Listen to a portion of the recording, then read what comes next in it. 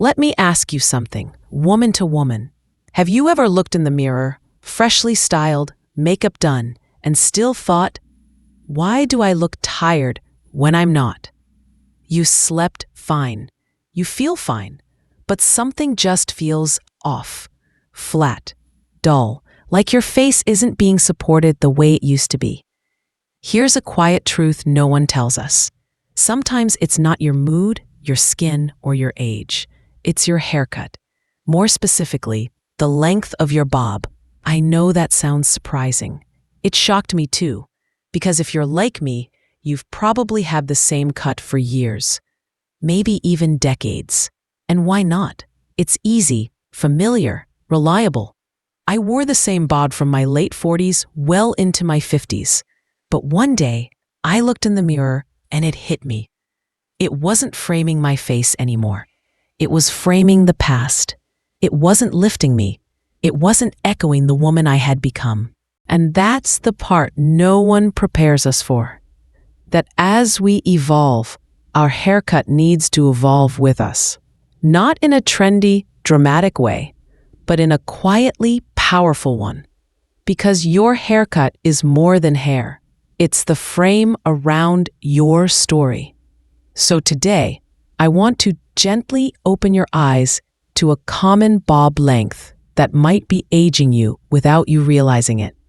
Then walk you through 3 beautiful alternatives that can bring light, lift, and softness back into your look. Because beauty after 60 isn't about holding on to who we were.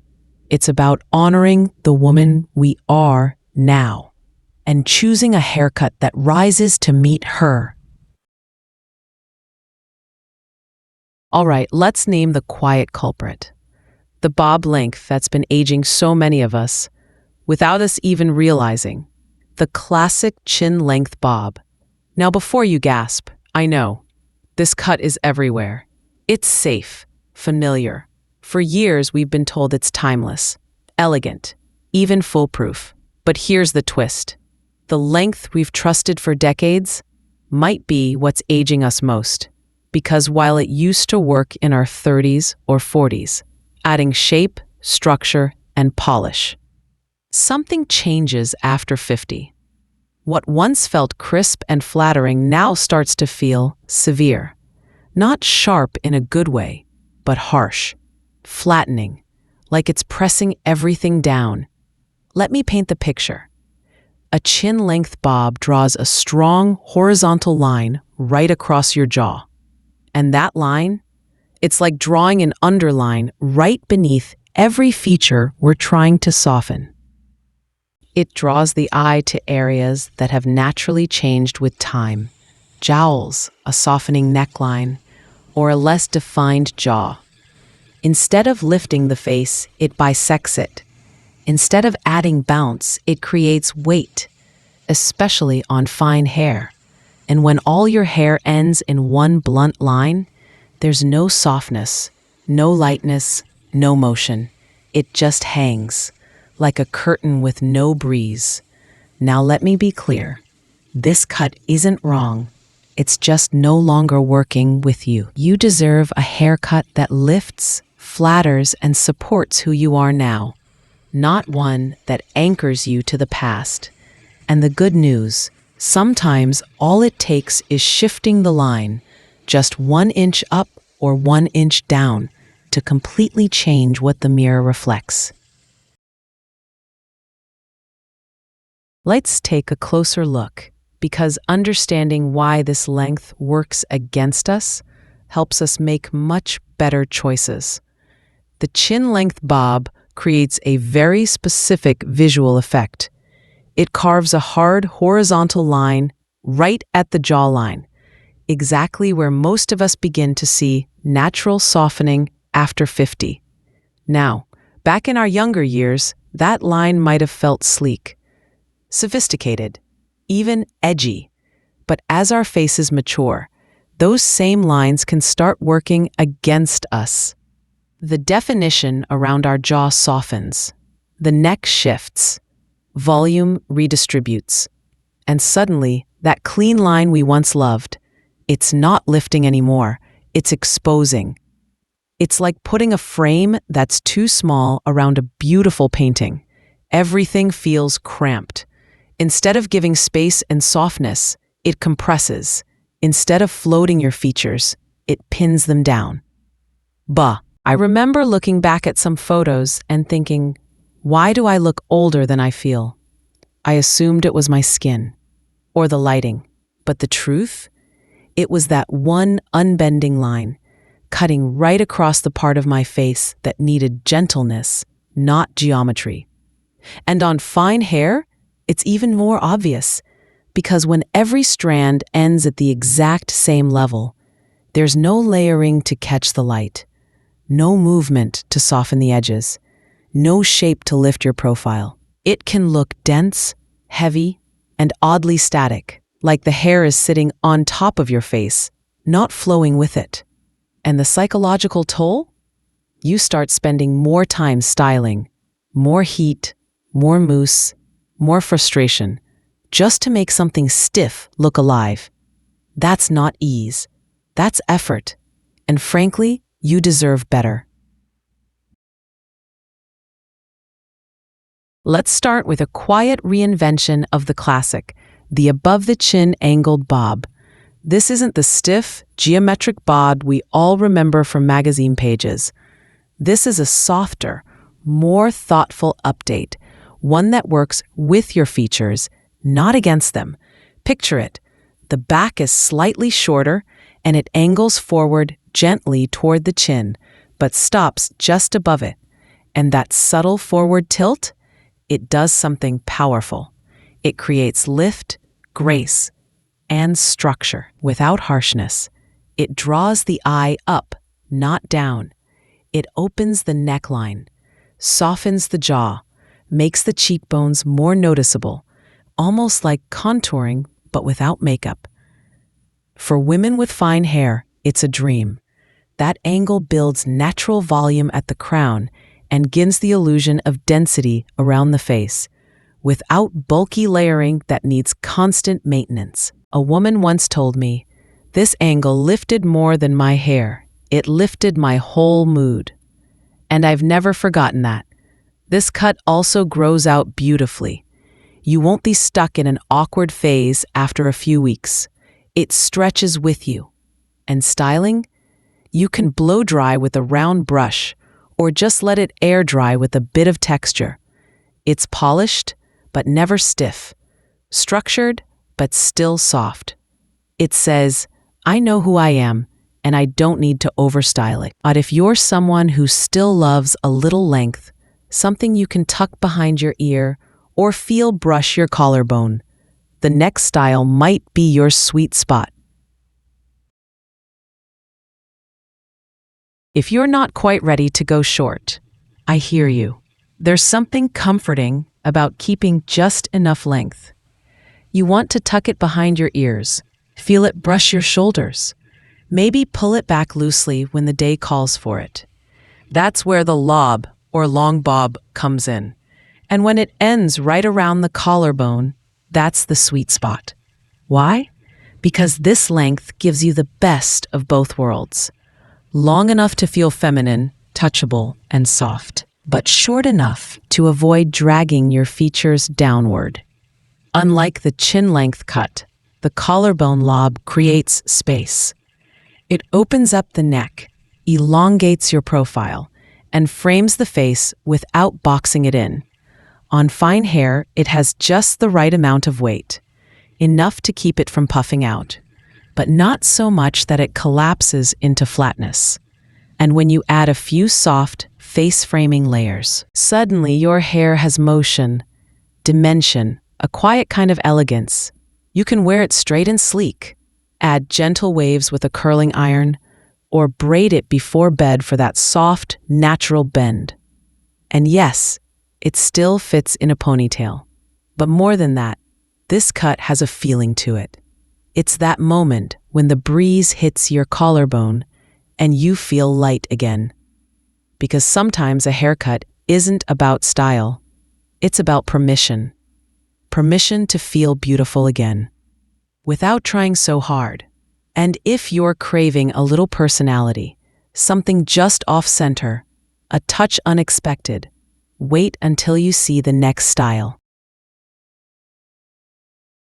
Now let's add a little edge, a quiet kind of confidence that says, yes, I still have style, and I still play by my own rules. Let me introduce you to the asymmetrical bob. It's not wild, it's not rebellious. It's simply one side a little longer than the other, just enough to change everything. And that tiny imbalance, it adds magic, because asymmetry softens structure in the most flattering way, instead of creating a harsh frame around the face. Like a blunt cut does, the asymmetrical shape pulls the eye upward toward the cheekbones and eyes. It creates diagonal movement. It lifts. It elongates the neck, angles the jaw, and adds dimension without looking styled to death. And for fine hair, this shape is gold. You're not adding bulk. You're adding intention and shape. It also plays beautifully with color. Highlights, lowlights, soft grays. The asymmetry helps them catch light in all the right places. It adds rhythm, not just length. And the best part? It looks deliberate, not like you're trying too hard. A woman once told me it's just a 1-inch difference between sides, but somehow it brought all the fun back. Because this isn't about looking younger. It's about looking alive, on your own terms. If you've ever looked in the mirror and thought, I need a spark, not a makeover, this could be it. Now, even the best haircut in the world won't do its job if the way we style it is working against it. And unfortunately, that's where so many of us unknowingly undo the beauty of a great cut. For example, heat tools. Flat ironing your bob until it's pin straight might seem sleek in theory, but in real life, it can make fine hair look thinner, stiffer, and oddly lifeless. Instead of modern, it reads as severe, especially in natural light. Then there's the issue of product. Serums, oils, smoothing creams. They promise shine, but often deliver weight. I once used a shine serum before a brunch. Just a touch. By noon, I looked like I hadn't washed my hair in 3 days, and there was no saving it without a full wash. Another common trap, focusing only on the ends. We curl, twist, spray, but forget about the roots, the very place where your cut comes alive or falls flat. That's where lift happens. And without it, even a beautiful bob can collapse. And finally, the way we wear the hair around our face. Brushing everything back or behind the ears might feel tidy, but it can expose too much forehead, flatten cheekbones, and draw attention to smile lines. Letting a few strands fall gently to frame the face can soften everything. And it's such a small, powerful shift. Because here's what no one told us. We've been taught to tame our hair. But at this age, softness wins over control. This isn't about perfection.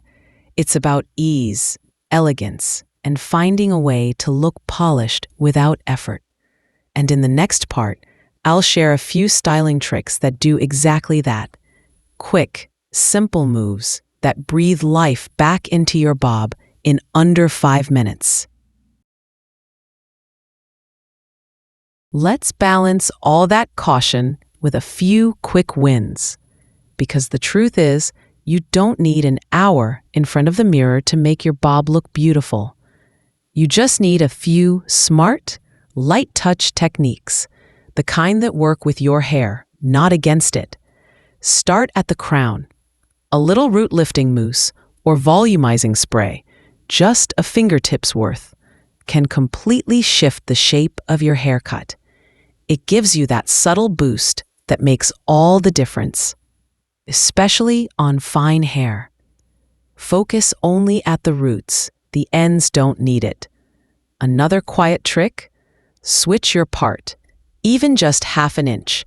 Fine hair tends to memorize direction. By slightly shifting where your hair falls, you create bounce and natural lift without a single extra product. Then there's movement. You don't need curls, just shape. A wide barrel curling iron or even hot rollers can give your hair that soft bend that catches the light and creates dimension. It makes your bob feel lived in and youthful. And try this. Instead of brushing everything into place, just use your fingers. Finger styling preserves your natural texture and avoids that overly set look, which can sometimes feel dated or too stiff. Finally, let color do part of the work. Strategically placed highlights, even soft, subtle ones, help define the shape of your cut and bring warmth and lift to your face. Especially when your hair is cut to move, the color helps bring that movement to life. Because a bob isn't just about where the scissors go. It's about how your hair moves with you. That's what gives it energy, softness, and that unmistakable modern glow. And in the final part, we'll bring it all together with a quiet reminder that you don't need to chase youth. Only reconnect with your natural light. So here's the truth, my friend. You don't need a drastic change. You don't need to chase youth. And you certainly don't need to fix anything.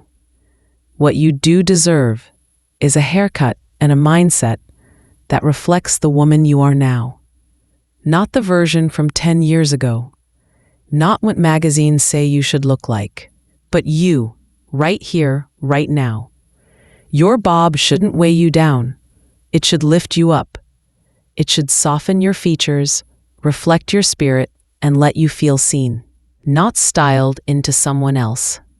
Because when your hair supports who you are, instead of competing with it, that's when you glow. So whether you go shorter, longer, or just a little off-center, I hope today's ideas helped you see what's still possible. And if your current cut is making you work harder than it's worth, maybe it's time to let it go. Not because you have to, but because you can. Because you've earned ease, lightness, and beauty that doesn't ask for permission. Let's keep this conversation going. What's your current bob length? Have you tried any of the styles we talked about today? Or are you thinking of making a change? Drop a comment below. I'd truly love to hear your story. And don't forget to subscribe for more gentle, real-life hair guidance like this.